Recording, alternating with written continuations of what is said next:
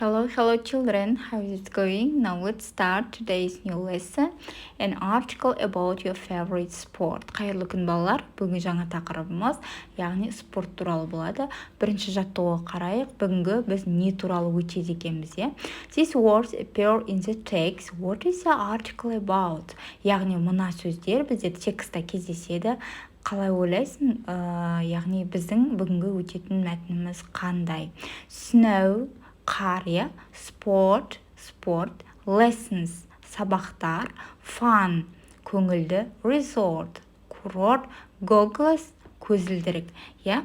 I think the text will be about lessons in winter sports, perfect skiing and snowboarding, иә. Яғни қыстағы спорт түрлері секілді біздің өтетін тақырыбымыз, иә балалар.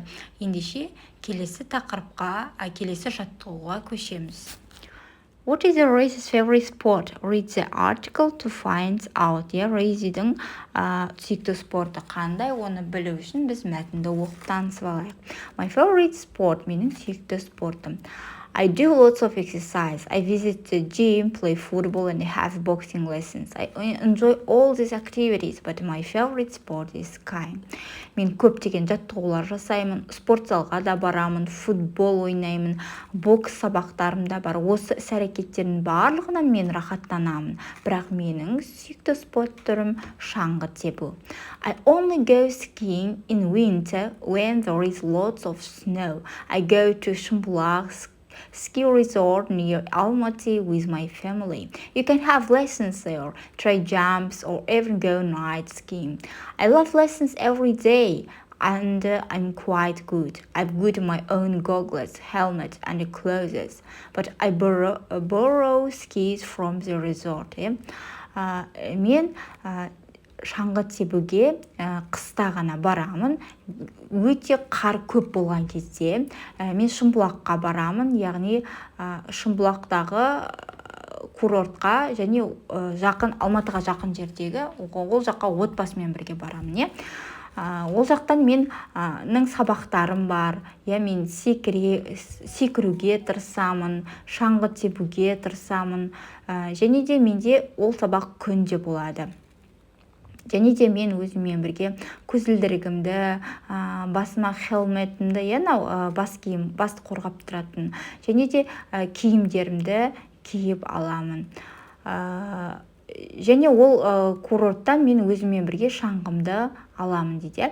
I love skiing because it's fast and fun. There is always something new to learn, and the views are beautiful.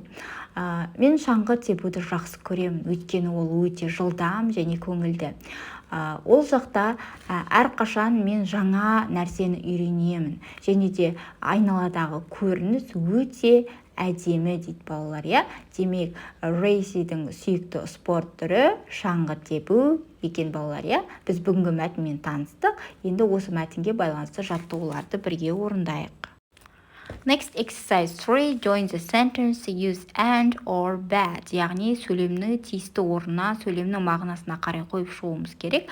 And деп отырғанымыз және, or немесе, but, бірақ деп аударылады. Сіздерге дұрыс нұсқасын қалдырдым, осыған қарап жазып алсаңыздар болады балалар. Next task exercise 4, answer the questions. Сұрақтарға жауап береміз. What is your favorite sport? When and where do you do it? What do you do? What equipment do you need? What do you enjoy it? Мәтінге қарап отырсаңыздар, мәтінде осы сұрақтарға рет-ретімен жауап беру арқылы бір мәтін шықты балалар, Енді қараңдар, өздерінің сүйікті спорт түрлерін айтасыңдар. Ол қашан, қайда оны жасайсың? Және де оған ол спорт түрін жасағанда сенде қандай құралдар болатын, киімдеріңді, қолдарында құралдарыңды айтсаңдар болады, Және де не үшін ол спортпен сен айналысасың? Солай өз нұсқаларың жазсаңыздар болады. Мен де өз нұсқамды қалдырдым, қарап жазып аламыз балалар. Next exercise 5, writing, яғни жазылым. Біз мәтін жазуымыз керек, эссе деп айтайықшы. An international magazine is asking its readers to send in articles about their favorite sport. Use your answers in exercise 4 to write your article. Follow the plan. Яғни бізге план берілген, осы план бойынша 4-ші жаттығуларға, сұрақтарға жауап беру арқылы мәтін жазып шығыңдар дейді. Менің сүйікті спортым деген тақырыпта, балалар.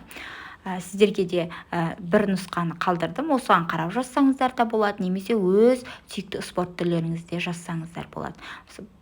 Бүгінгі тапсырмалар сіздерге түсінікті болды деп ойлаймын. Бүгінгі сабақ аяқталды. Егер сіздерге сабақ ұнаса, лайк басуды ұмытпаймыз. Сау болыңдар балалар.